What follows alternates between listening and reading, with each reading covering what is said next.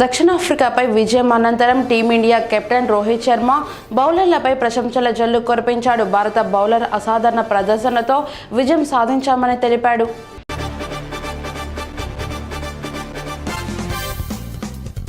ఒంగోలు నగర పరిధిలోని వెంగముక్క పాలెంలో ప్రభుత్వ పాఠశాలను, గ్రామ సచివాలయాన్ని, అంగన్వాడీ కేంద్రాన్ని నగర మేయర్ గంగాడ సుజాత ఆకస్మికంగా తనిఖీ చేశారు.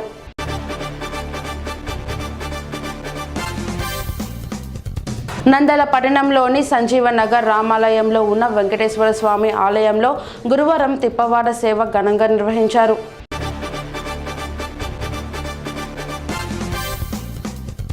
కొత్తవలస మండల కేంద్రంలో వైఎస్ఆర్ ఫ్యామిలీ ఫిజిషియన్ వైద్య శిబిరాన్ని నిర్వహించారు. 80 మంది రోగులకు వైద్య పరీక్షలు నిర్వహించి ఉచితంగా మందులు పంపిణీ చేశారు.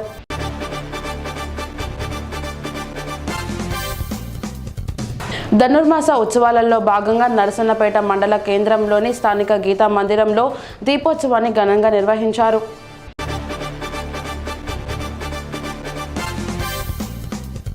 తూర్పు రాయలసీమ ఉపాధ్యాయ ఎమ్మెల్సీ చంద్రశేఖర్ రెడ్డికి రోడ్డు ప్రమాదం జరిగింది. విజయవాడ నుండి నెల్లూరుకు వస్తుండగా దగదర్తిలో ఈ ప్రమాదం సంభవించింది.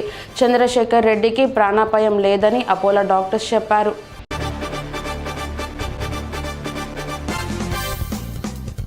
అరకు నియోజకవర్గంలో వైసీపీలో అస్మతి జ్వాలలు చెలరేగుతున్నాయి.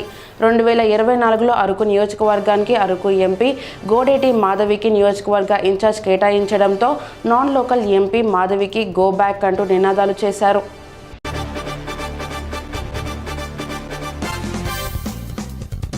అత్తిలి మండలం కంచుమరు గ్రామంలో రాష్ట్ర పౌర సరఫరాల శాఖ మంత్రి కారుమూరి వెంకట నాగేశ్వరరావు చేపట్టిన ప్రజాదీవన యాత్ర ప్రారంభమైంది.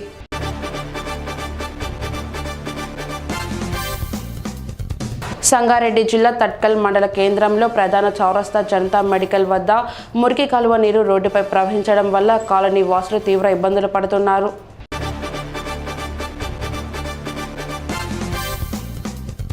డిప్యూటీ సీఎం మల్లుబట్టి విక్రమార్కని గురువారం రాత్రి హైదరాబాద్ ప్రజాభవన్లో ప్రముఖ సినీ నటుడు మెగాస్టార్ చిరంజీవి ఆయన సతీమణి సురేఖ మర్యాదపూర్వకంగా కలిశారు.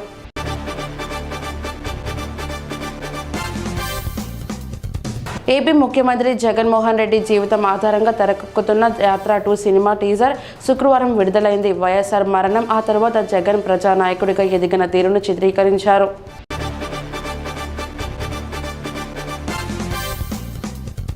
Australia star player David Warner baggy green cap పోగొట్టుకున్న విషయం తెలిసిందే.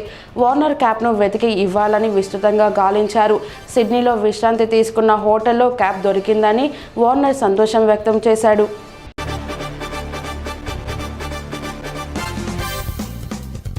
మాల్యాల గ్రామంలో గ్రామ శివారులో శ్రీ సీతారామస్వామి ఆలయానికి అయోధ్య శ్రీరామ అక్షంతలు తీసుకువెళ్లి ఘనంగా పూజా కార్యక్రమాలు నిర్వహించారు.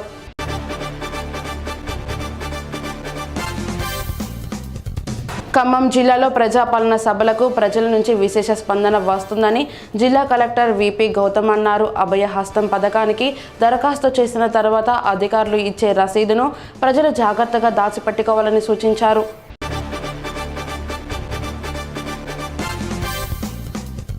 బెల్లంపల్లి పట్టణంలోని ఏఎంసీ గ్రౌండ్లో ఏర్పాటు చేసిన కార్యక్రమంలో బెల్లంపల్లి ఎమ్మెల్యే గడ్డం వినోద్ నియోజకవర్గంలోని 7 మండలాలు, మున్సిపాలిటీ పరిధిలోని లబ్ధిదారులకు కళ్యాణ లక్ష్మి, షాదీ ముబారక్ చెక్కులను అందజేశారు.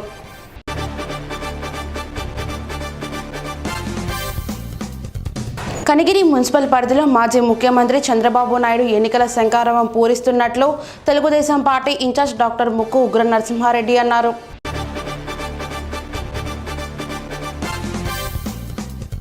ఒంగోలులోని డిఆర్ఎస్ కార్యాలయంలో రైతు ఉత్పత్తిదారుల సంఘాల బలోపేతానికి జిల్లాలోని గ్రామ వ్యవసాయ సహాయకులు శిక్షణ కార్యక్రమం నిర్వహించారు. అయోధ్యలో రామమందిర ప్రారంభోత్సవ శుభ సమయం మరికొన్ని రోజులలో జరుపుకోనుంది. శ్రీరామ జన్మభూమి తీర్థక్షేత్ర ఆహ్వాన కార్డుకు సంబంధించిన వీడియోను ఇన్స్టాగ్రామ్లో జాతీయ ప్రసారకర్తగా దూరదర్శన్ను భాగస్వామ్యం చేశారు.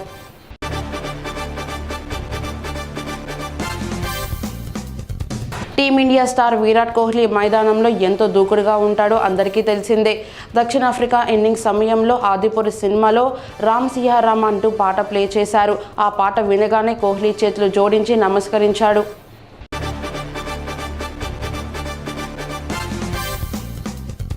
శైలేష్ కొనల్ను దర్శకత్వంలో విక్టరీ వెంకటేష్ హీరోగా నటిస్తున్న చిత్రం సైంధవ్ జనవరి 13న థియేటర్లో విడుదల కానుంది. ఈ సినిమా మొత్తం 17 కోట్ల విలువ చేసే ఇంజెక్షన్ చుట్టూ తిరుగుతున్నట్లు అనిపిస్తుంది.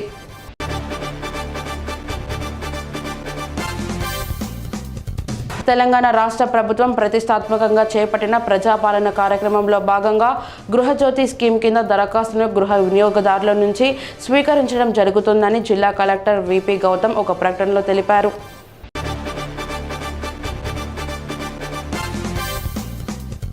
ఆచంటలో ఈ నెల 7వ తేదీన ఎన్నికల శంఖారావాన్ని పూరించేందుకు టీడీపీ జాతీయ అధ్యక్షులు నారా చంద్రబాబు నాయుడు బహిరంగ సభ పనులు శరవేగం జరుగుతున్నాయి.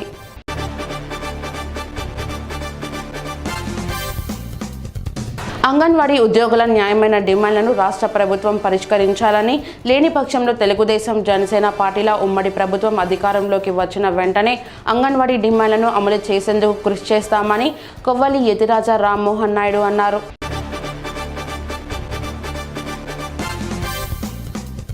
గుంటూరు నగరంలో బీజేపీ విజయ సంకల్పయాత్ర ప్రారంభమైంది.